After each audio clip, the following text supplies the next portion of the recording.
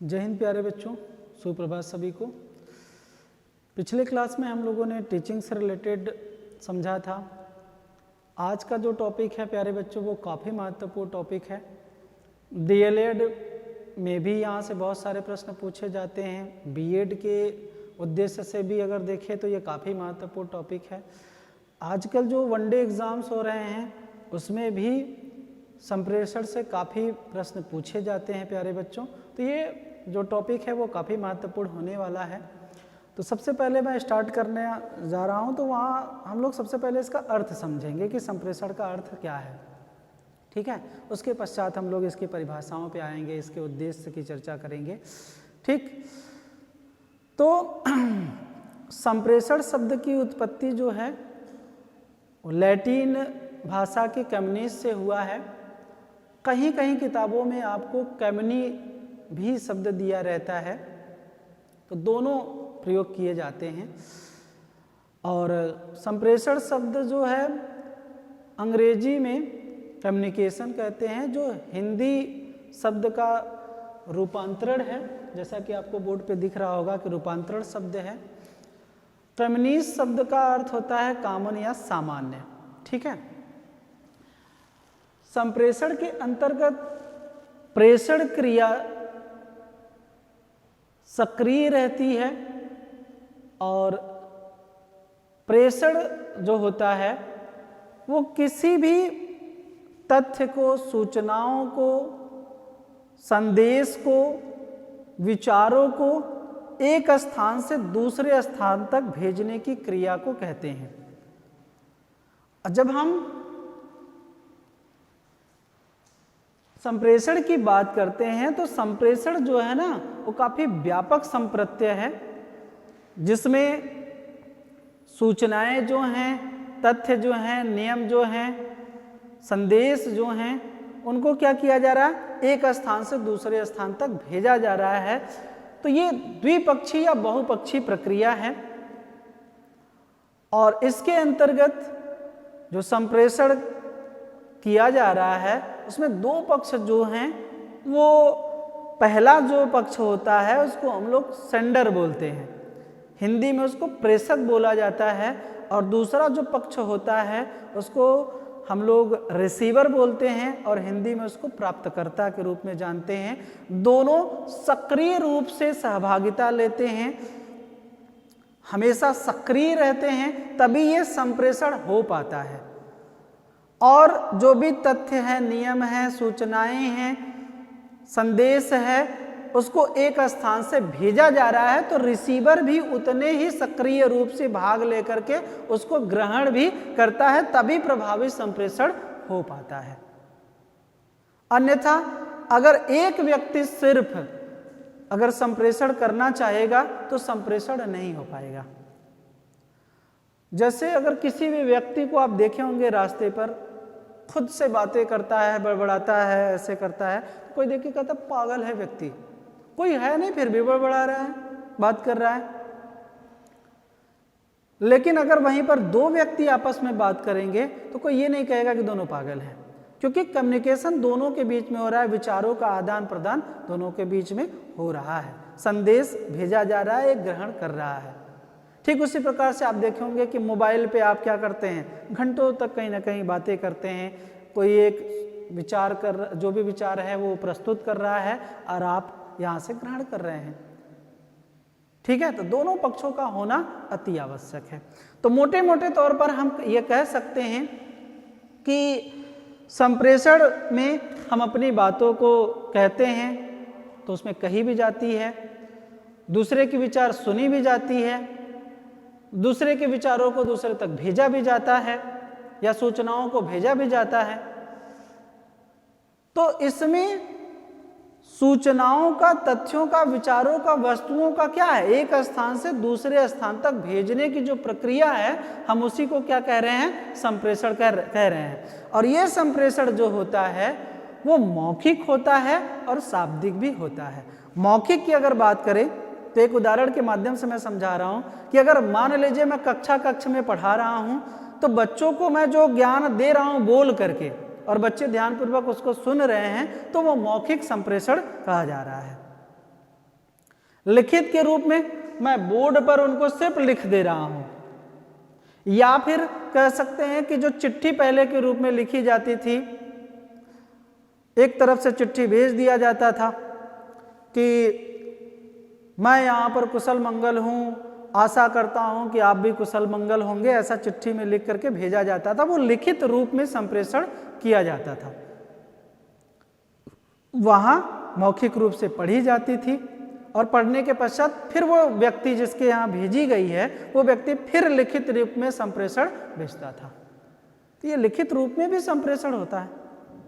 तो कह सकते हैं कि संप्रेषण जो है मौखिक और लिखित रूप में संप्रेषण किया जाता है। ठीक, तो ये था थोड़ा सा संप्रेषण शब्द का अर्थ जो मैंने आप लोगों को बताया।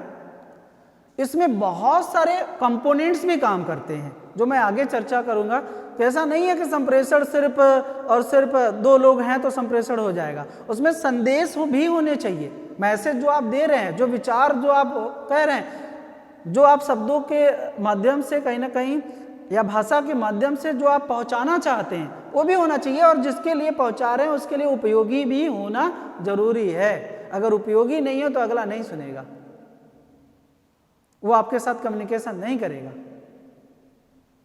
ये भी चीजें होनी बहुत जरूरी है। अब फटाफट आ जाते हैं संप्रेषण शब्द की परिभाषा पर। तो एडगर डेल महोदय हैं जो कहते हैं कि संप्रेषण विचार विनिमय की मनोदशा में विचारों तथा भावनाओं को परस्पर जानने तथा समझने की प्रक्रिया है। ठीक है, तो संप्रेषण क्या है? विचारों का विनिमय है। मतलब विचार जो होते हैं वो आदान प्रदान किए जा रहा है, एक व्यक्ति से दूसरे व्यक्ति तक विचारों का क्या किया जा रहा है? आदान प्रदान किया जा रहा है। तो वही कह रहा है कि विनिमय की मनोदशा में विचारों तथा भावनाओं को परस्पर जानने तथा समझने की क्या है? प्रक्रिया है। अब जो भावनाएं हम व्यक्त करते हैं, अगर मौखिक रूप से है तो भावनाएं हमारे पास जो भी है ये दिखता भी है, हम क्रोध हो रहे हैं या फिर प्रसन्न हो रहे हैं। ये भाव भंगिमा जो है वो पूरी की पूरी जब हम आमने सामने कम्युनिकेशन कर रहे हैं ना तो वो दिखता है, और परस्पर रूप से वो भी वाच कर रहा है, आप भी उसका वाच कर रहे हैं, और इन्हीं के बीच में कहीं ना कहीं ये सारी प्रक्रिया की जा रही है। तो परस्पर जानने तथा समझने की क्या है? ये प्रक्रिया है। इसी संप्रेषण के माध्यम से, विचारों के माध्यम से ही एक दूसरे को हम क्या कर रहे हैं? समझ रहे हैं। ठीक। अच्छा, आप आजकल देख रहे होंगे शादी विवाहों में जब लोग लड़का लड़की को देखने जाते हैं, एक दूसरे को लेते हैं, तो फिर उसके बाद लड़का और लड़की को एक जगह छोड़ दिया जाता है कि आपस में भी बात करके ये समझ लें। तो क्या करते हैं? वो विचार विनिमय करते हैं, और वहाँ पे जितनी मनोभाव होती है वो एक दूसरे के सामने व्यक्त करते हैं, और उसी से लोग क्या कर रहे हैं? समझ रहे हैं, भावनाओं को समझने लगते हैं धीरे धीरे। तब वो जाकर के लोग पूछते हैं लड़की से कि अच्छा है दूल्हा? तो कहते हैं हाँ, बातों से तो लगा कि अच्छा ही है, बहुत अच्छे तरीके से बात की है, बहुत अच्छा बाई नेचर है उनका, तो वो व्यवहार आपका दिखा ना, और एक दूसरे को आप समझे वहाँ पर। इसी तरीके से लड़के से भी पूछा जाता है कि लड़की ठीक, क्योंकि सिर्फ चेहरे देख करके आप बहुत सारी चीज़ें पता नहीं कर सकते हैं, उसके लिए विचारों का विनिमय होना बहुत ज़रूरी है, तभी कहीं ना कहीं आप अच्छे तरीके से समझ पाते हैं एक दूसरे को। ठीक, तो वहाँ भी समझने के लिए देखिए संप्रेषण बहुत ज़रूरी है। न्यूमर तथा समर कहते हैं कि संप्रेषण दो या दो से अधिक व्यक्तियों द्वारा विचारों, तथ्यों, मतों अथवा भावनाओं का आदान प्रदान करने की कला है। संप्रेषण क्या है? दो या दो से अधिक व्यक्तियों द्वारा जो विचार हैं, जो मत हैं, जो भावनाएं हैं ना, जो सूचनाएं हैं, उनको क्या किया जा रहा है? व्यक्त किया जा रहा है एक दूसरे के साथ। ठीक है, अब इस कला में जो जितना अच्छा निपुण होगा वो उतने अच्छे तरीके से अपने विचारों को, भावनाओं को कहीं ना कहीं प्रदर्शित करेगा। तो अगर ऐसी चीजें आप देखेंगे तो एक सबसे बड़ा जो उदाहरण मेरे सामने नज़र में आता है वो नरेंद्र मोदी जी, जो हमारे प्रधानमंत्री जी हैं, वो कहीं भी जाते हैं, किसी भी राज्य में जाते हैं, आप देखिए उसी तरीके का बोली भाषा वो बोल करके जो ऑडियंस जनता होती है उसका पूरा का पूरा दिल जीत लेते हैं वो सिर्फ अपने भाषा के माध्यम से। जैसे लगता है ऐसा जादू का छड़ी घुमाते हैं जो जनता क्या करती है, वो संप्रेषण के पश्चात 5 मिनट का उनका संप्रेषण होगा और उसके पश्चात ही वो क्या करने लगते हैं, मोदी मोदी करने लगती है पूरी जनता, है कि नहीं। तो वो अपने विचारों को उनकी ही भाषा में प्रस्तुत करते हैं, जो उनकी मातृ वहाँ की भाषा है या क्षेत्रीय जो भाषा है उसी के माध्यम से वो क्या करते हैं, लोगों को बताते हैं, अपना संप्रेषण करते हैं, ठीक है। तो ये कला उनके अंदर है। अब यही कला देखिए राहुल गांधी के पास नहीं है, अन्य लोगों के पास नहीं है, तो वो जनता के बीच जा कर के भी कहीं ना कहीं अपने आप को सही ढंग से संप्रेषण नहीं कर पाते हैं, बातों को नहीं रख पाते हैं, जिसकी वजह से उनका उतना प्रभावी संप्रेषण नहीं हो पाता है। जैसे अब मोदी जी देखिए, जैसे कोलकाता में उनकी भाषा नहीं बोल पाते हैं, इसलिए वो वहाँ पर बहुत अच्छा संप्रेषण उनका नहीं हो पाता है। तो इसलिए हम जो भाषा मौखिक रूप से प्रस्तुतिकरण संप्रेषण कर रहे हैं, विचारों का, भावनाओं का आदान प्रदान कर रहे हैं, वो संप्रेषण प्रभावशाली होने की जरूरत है ना। ये जिस उस कला कह सकते हैं, संप्रेषण की कला में जो ज़्यादा निपुण होगा वो ज़्यादा प्रभावशाली संप्रेषण कर लेगा। तो ये संप्रेषण भी क्या है, कला है। कीथ डेविस कह रहे हैं कि संप्रेषण सूचनाओं एवं समझ को एक व्यक्ति से दूसरे व्यक्ति तक पहुंचाने की प्रक्रिया है। तो जो सूचनाएं हैं उसको क्या किया जा रहा है, एक व्यक्ति से दूसरे व्यक्ति तक पहुंचाने की ये प्रक्रिया संप्रेषण कहलाती है। तो ओवरऑल अगर हम इन परिभाषाओं से निष्कर्ष रूप पर पहुंचे तो ये देखने को मिलता है कि जो भी नियम है, जो भी सिद्धांत है, या फिर जो भी सूचनाएं हैं ना, जो भी भावनाएं हैं, जो भी विचार है, उसको क्या किया जा रहा है, एक व्यक्ति से दूसरे व्यक्ति तक पहुंचाने की प्रक्रिया को ही हम संप्रेषण कह रहे हैं। अब इस संप्रेषण की कला में जो व्यक्ति जितना निपुण होगा वो उतने अच्छे तरीके से संप्रेषण का कार्य कर लेगा।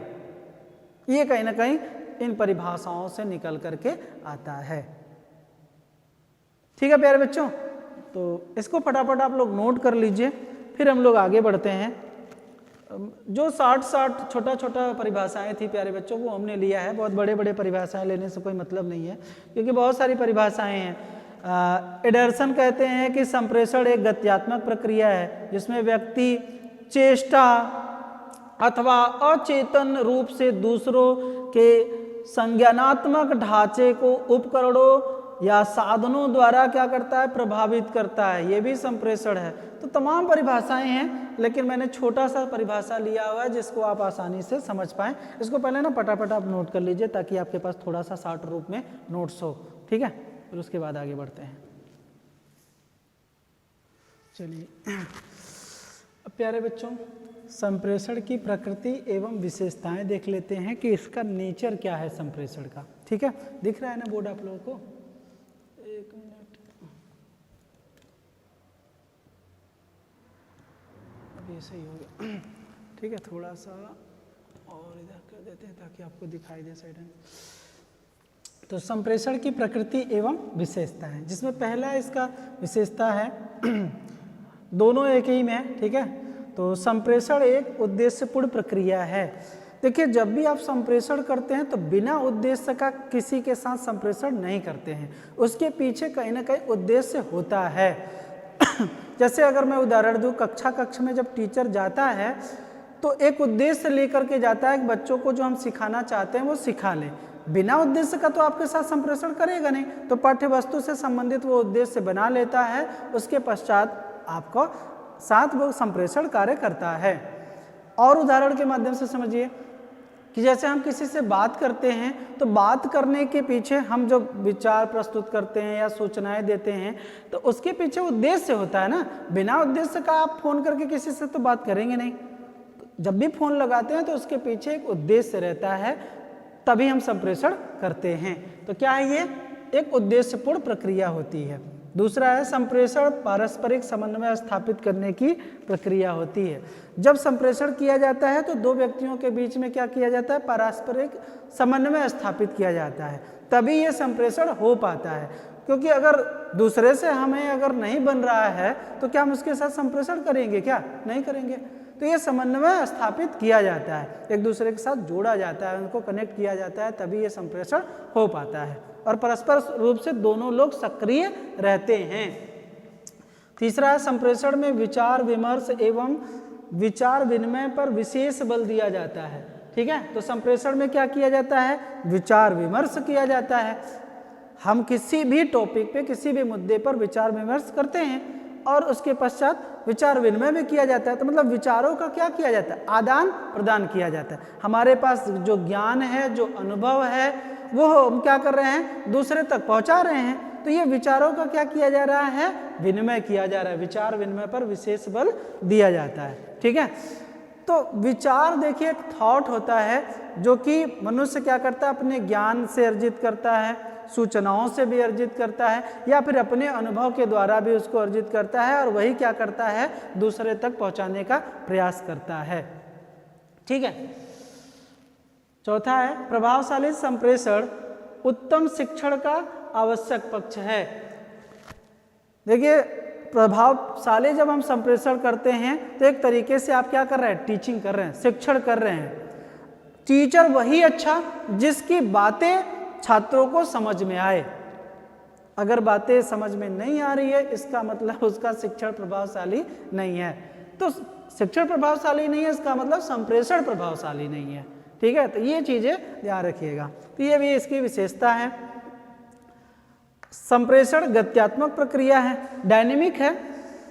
एक स्थान से दूसरे स्थान तक कर रहे हैं हम। हमारे पास जो ज्ञान था, जो सूचनाएं थी, हमने क्या किया, दूसरे तक पहुंचाया।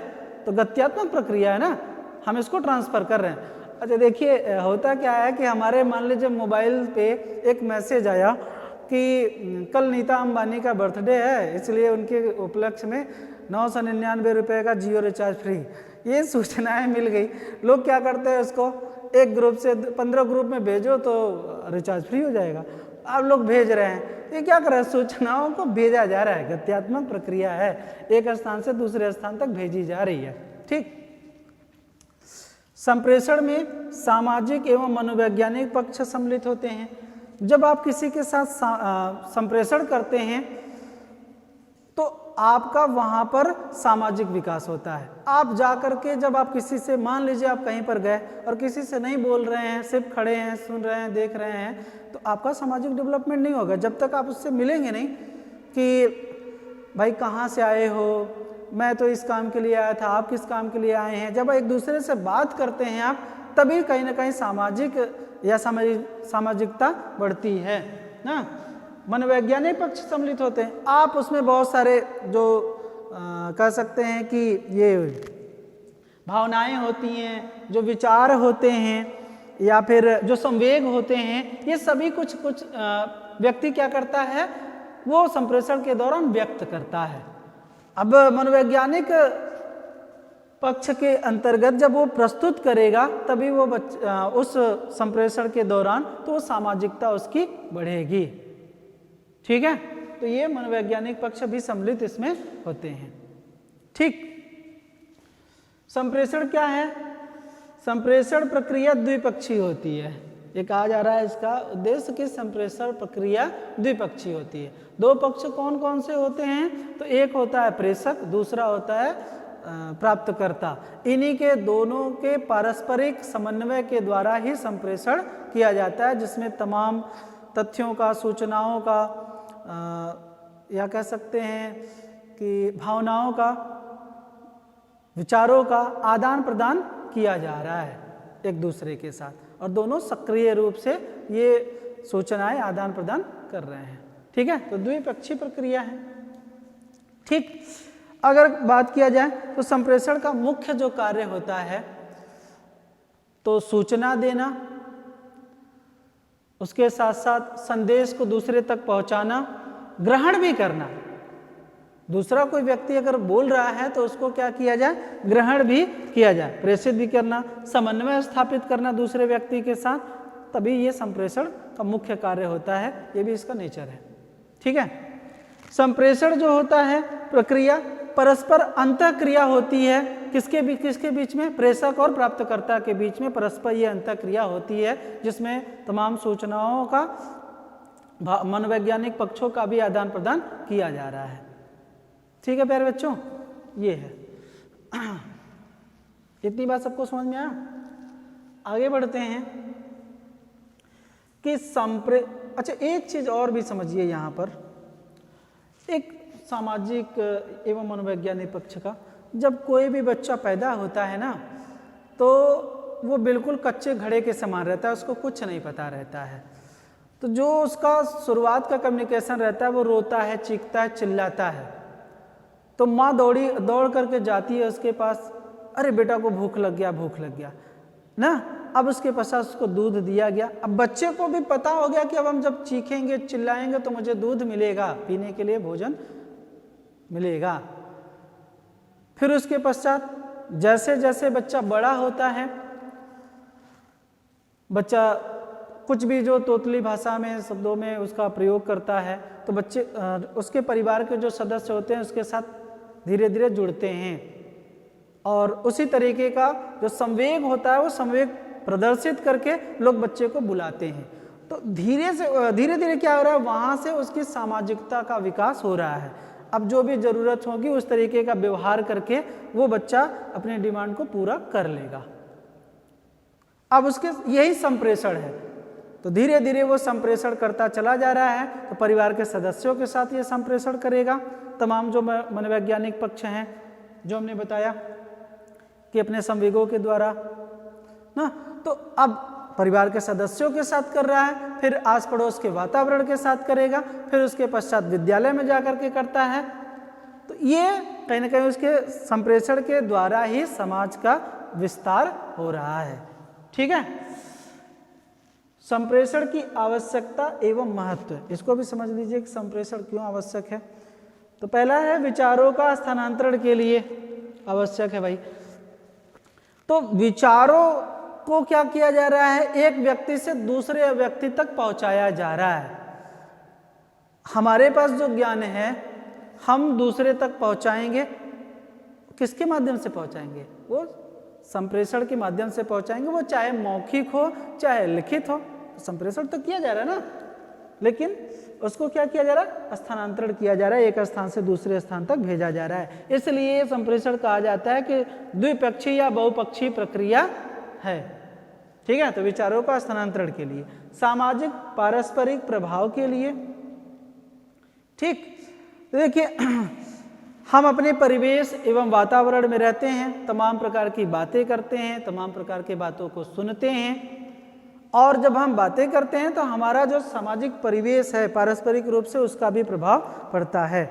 जाने अनजाने में हम बहुत सारे लोगों से प्रश्न पूछते हैं, बहुत सारी टिप्पणियां प्राप्त करते हैं, और जब हम प्रश्न पूछते हैं ना तो वहीं से हमारे जब उत्तर मिलता है तो वहाँ से हमारी सामाजिकता का विस्तार हो रहा है। आप देखे होंगे कि समाज में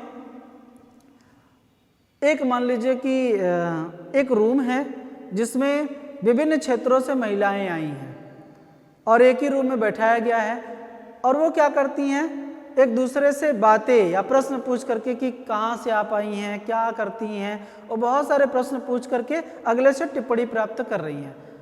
अब धीरे धीरे क्या हो रहा है, उनका सामाजिक समन्वय स्थापित हो रहा है। एक समय आएगा कि जो एक दूसरे से क्या हो जाते हैं, इतने ज़्यादा परिचित हो जाते हैं कि वो हमेशा उनका कम्युनिकेशन चलता रहता है। तो इसलिए भी ये आवश्यक होता है, उसका पारस्परिक प्रभाव दिखता है समाज में। ठीक, बात समझ में आया कि नहीं? तो ये संप्रेषण द्वारा ही हो पाता है। शिक्षा के लिए तो छात्रों को पढ़ने के लिए जो पाठ्यक्रम निर्धारित किया गया है उसमें शिक्षक क्या करता है, मौखिक रूप से आकर के संप्रेषण करता है, और बच्चे उसको ध्यानपूर्वक सुनते हैं, समझते हैं, और जो नहीं समझ में आता है उसको पूछते भी हैं। तो मौखिक रूप से कहीं ना कहीं संप्रेषण किया जा रहा है, और जितना प्रभावशाली संप्रेषण होगा उतने प्रभावशाली तरीके से बच्चे सीखेंगे, समझेंगे। तो शिक्षा में भी संप्रेषण का बहुत बड़ा योगदान है। मैं लिखित भी कर रहा हूँ, मौखिक भी बोल रहा हूँ, तो लिखित और मौखिक दोनों रूप में कहीं ना कहीं संप्रेषण किया जाएगा शिक्षा में। ठीक, मनोरंजन के लिए, तो मनोरंजन के क्षेत्रों में भी अगर देखेंगे तो संप्रेषण का महत्वपूर्ण स्थान है। फिल्म बनती हैं, उसके लिए कहानी लिखी जाती है, उसको जो किरदार निभाने वाले लोग रहते हैं उसको पढ़ते हैं, पढ़ने के पश्चात उसको जाकर के मौखिक रूप में प्रस्तुतिकरण वो करते हैं, एक्टिंग करते हैं। लोग आप जाते हैं उसको देखते हैं, उनकी एक्टिंग ही देखते हैं ना। वो भाषा के रूप में इतने अच्छे डायलॉग बोल रहे हैं, इतने अच्छे मनोवैज्ञानिक पक्षों जो संवेग की बात कर रहे थे उसका प्रदर्शन वो कर पा रहे हैं, ये आप कहीं ना कहीं करते हैं। और 3 घंटे की मूवी देख करके आप बहुत आनंदित होते हैं। तो मनोरंजन के क्षेत्रों में भी कहीं ना कहीं संप्रेषण का बहुत बड़ा रोल है। जो जितना अच्छा अपने संप्रेषण का प्रस्तुतिकरण कर लिया वो अच्छा अभिनेता, जो नहीं कर पाता है वो उतना नहीं हो पाता है। जैसे अमिताभ बच्चन, उनकी संप्रेषण देखिए इतनी लाजवाब है, जिसकी वजह से आप देखिए कि फिल्म इंडस्ट्री में महानायक कहा जाता है। देवानंद को देख लीजिए, विनोद खन्ना को देख लीजिए, राजेश खन्ना को देख लीजिए, ये सब जो अभिनेता हैं इतना अच्छा कम्युनिकेशन करते हैं। आज उन्हीं के बच्चे इतना अच्छा नहीं कर पाते हैं। अमिताभ बच्चन का ही जो बेटा है उतना अच्छा कहीं ना कहीं अपने जो संप्रेषण है या मनोवैज्ञानिक पक्ष है वो नहीं उतर पाते हैं हर एक किरदारों में जो उनके पापा उतर पाते थे। ठीक है, तो मनोरंजन के क्षेत्रों में भी संप्रेषण का बहुत बड़ा रोल है। अप टू डेट रहने के लिए भी संप्रेषण बहुत जरूरी है। भाई आप मोबाइल से क्या करते हैं कि कुछ भी चीजें जानकारी है या किसी से भी पूछना है, तो जब तक आपको संप्रेषण करके प्रश्न पूछने नहीं आएगा तब तक आप जानकारी अगले से प्राप्त नहीं कर सकते हैं। जैसे कक्ष में मैं पढ़ा रहा हूँ, बच्चे मेरे प्रश्न नहीं पूछ पा रहे हैं, तो क्या वो जानकारी मुझसे ले सकते हैं? नहीं ले सकते, उनको संप्रेषण करने ही नहीं आ रहा है। तो ये जानकारी ग्रहण करने के लिए भी आपको संप्रेषण करना जरूरी होता है। आप गूगल से भी अगर पूछेंगे ना तो सही जानकारी आपको तभी गूगल देगा जब आपको सही आप लिखित करेंगे संप्रेषण, या मौखिक रूप से सही उसको बोलेंगे, अन्यथा वो दूसरा कुछ सूचना आपको दे देगा, है कि नहीं? तो इसलिए आपको सही संप्रेषण करना जरूरी है, तभी आपको अप टू डेट जानकारी वो सही मिल पाएगी। ठीक है, वैश्विक जानकारी के लिए, ठीक है, जब व्यक्ति क्या करता है, वैश्विक स्तर पे संवाद करता है, संगोष्ठी में भाग लेता है, सेमिनारों में भाग लेता है, तो उसको भी वहाँ पे बहुत सारी वैश्विक स्तर पे जानकारियाँ मिल पाती हैं, विश्व स्तर की कह सकते हैं। तो विश्व स्तर की जानकारी अगर लेना है आपको, तो आपको उस तरीके का कम्युनिकेशन करना पड़ेगा, जुड़ना पड़ेगा, लोगों से जुड़ना पड़ेगा, आपको अपने इन्वायरमेंट से भी जुड़ना पड़ेगा, तभी आप इन्वायरमेंट पर अपने परिवेश से संबंधित जानकारियां ग्रहण कर सकते हैं या विश्व स्तर की जानकारियां ग्रहण कर सकते हैं। तो संप्रेषण का जो क्षेत्र है ना प्यारे बच्चों, वो काफी व्यापक है, व्यापक स्तर पे संप्रेषण का प्रयोग किया जाता है। मैं तो आपको 2-4 हेडिंगों में बता रहा हूं, लेकिन अगर संप्रेषण देखेंगे तो हर एक क्षेत्रों में, क्या औद्योगिक क्षेत्रों में नहीं है? बिल्कुल है। आप देखिए वर्कर जो काम करते करते एक समय लगता है कि यार हमने तो बहुत अचीव कर लिया, लेकिन कंपनी को क्या चाहिए? हमेशा प्रॉफिट चाहिए। तो अपने कंपनी से हमेशा प्रॉफिट प्राप्त करने के लिए वर्करों को भी समय समय पर आप देखेंगे कि मोटिवेट करता है, उसके लिए मोटिवेट स्पीकर भी बुलाता है। वो अपने संप्रेषण के माध्यम से ही क्या करता है, वर्करों को इतना मोटिवेट कर देता है, फिर से एक एनर्जी भर देता है कि नहीं, फिर से उठो और तैयार हो फिर से वो काम करने के लिए, जो पहले यंग अवस्था में करते थे। तो ये संप्रेषण के माध्यम में ही हो पाता है। आप देखिए बहुत सारे मोटिवेशनल स्पीकर भी हैं जो कि अपने बातों के माध्यम से ही क्या कर रहे हैं, लोगों को कार्य क्षमता बढ़ाने का प्रयास कर रहे हैं। हिंदुस्तान का सबसे बड़ा संप्रेषण अगर करता या मोटिवेशन कह सकते हैं देने वाला कोई व्यक्ति था तो भगवान श्री कृष्ण थे, पहले व्यक्ति। और सबसे ऐसा मोटिवेशनल या ऐसा संप्रेषण उन्होंने किया कि अपने ही परिजनों को, अपने ही भाई बंधुओं को, अपने ही गुरुओं को, अपने ही माता पिता को मारने के लिए कहीं ना कहीं अर्जुन तत्पर हो गए। तो ऐसा मोटिवेशनल, ऐसा कम्युनिकेशन हमने आज तक किसी के अंदर नहीं देखा। तो भगवान श्री कृष्ण संप्रेषण का सबसे बड़े उदाहरण हैं, जो कि अपने संप्रेषण के माध्यम से अर्जुन को वो बात बताते हैं, वो सिखाते हैं जो कि आज तक किसी ने ऐसा संप्रेषण नहीं किया।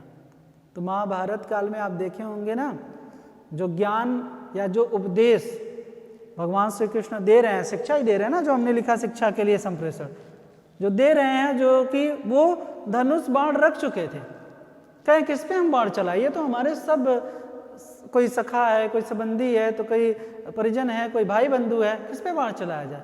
तब भगवान श्री कृष्ण उनको ज्ञान देते हैं, शिक्षा देते हैं, मौखिक संप्रेषण देते हैं, तब जाकर के वो धनुष बाण उठाने के लिए तैयार होते हैं। ठीक है, तो ये है प्यारे बच्चों संप्रेषण से संबंधित जो तथ्य हैं उस पर बताया गया, आवश्यकता और महत्व के बारे में भी आपको बताया गया। यहाँ से आपको जो भी डाउट हुआ हो या मन में कुछ प्रश्न चल रहे हों उसको आप लोग पूछ सकते हैं।